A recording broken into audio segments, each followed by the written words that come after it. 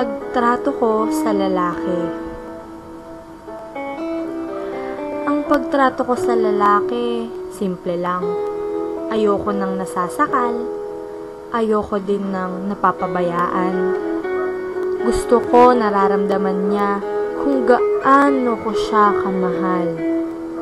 Ayokong pinapabuhat sa kanya yung mga bag o kung anumang bitbit ko.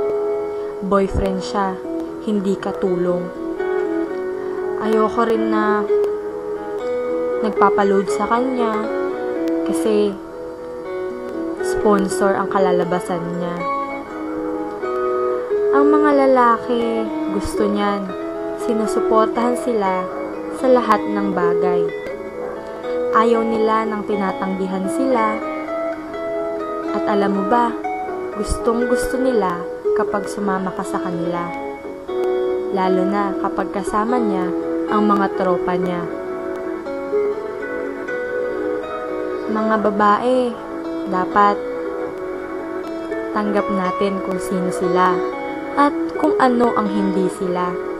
Ganun naman talaga kapag mahal mo, di ba?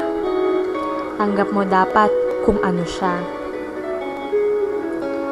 Alam nyo ba na ang mga paborito ng lalaki, yung mga sweet messages mo, lalo na kapag pagod sila, galing sa basketball, sa Dota, o kung saan pa man. At ayaw na ayaw nila na may ka-text kang ibang lalaki. Nagsiselos sila, hindi lang halata. At syempre, gusto nila iparamdam mo sa kanila na sila lang ang nag-iisang lalaki sa buhay mo.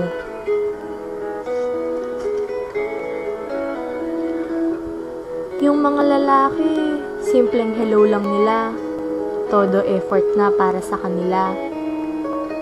Yung tipong pag nag-hello sila, parang I love you na. Kaya ako, simula nung nalaman ko ang nararamdaman niya, mas minahal ko pa siya. Tayong mga babae, dapat nga iniintindi din natin sila, nire-respeto, minamahal, at higit sa lahat, hindi niloloko.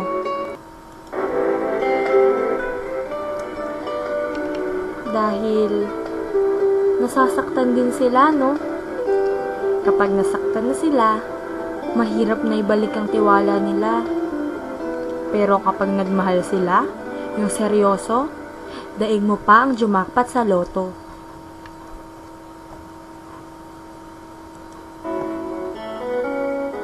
Kaya ikaw, kung natagpuan mo na siya, huwag mo nang pakawalan.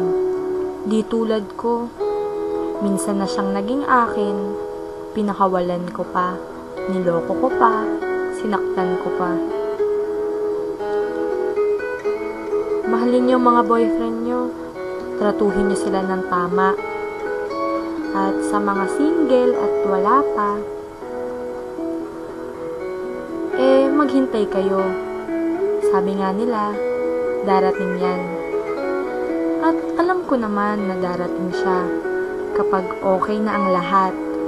Dahil ako, naniniwala ako sa salitang tadhana. Tadhana. Tadhana. Oo, tadhana na lang ang pag-asa ko. Siguro bahala na yung tadhana kung ibabalik pa ako sa kanya. Tadhana ang magsasabi kung meron pa bang ganyang lalaki para sa akin. Basta ako, alam ko kung paano na siya tratuhin ng tama. At pag dumating ang panahon na bumalik siya sa akin, mamahalin ko siya ng sobra.